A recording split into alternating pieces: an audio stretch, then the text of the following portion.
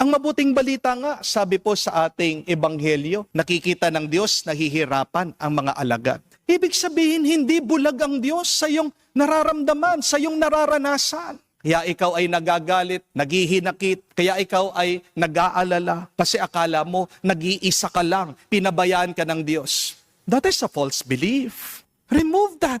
Hindi nakakatulong sa'yo na sinasabi mo, hindi ka mahal ng Diyos. Pag sinasabi mo, mag-isa ka, pinabayaan ka ng Diyos, that is the devil talking in you. The good news is, God will not allow you to face your problems alone. When you are so full of fear, Jesus is walking over your fears. God is with you. God will defend you. God will strengthen you. Kaya tandaan mo kapatid, para lumakas ka muli, huwag ka matatakot. Ulit-ulitin mong sabihin ang pinakamalakas, makapangyarihang mga salita at kataga. Do not fear. Do not be afraid.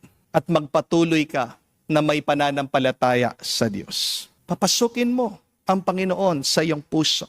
Natili kang nagdarasal at nananalangin. Dahil ano ang tapang? Ang tapang ay ang takot na nanalangin. Amen.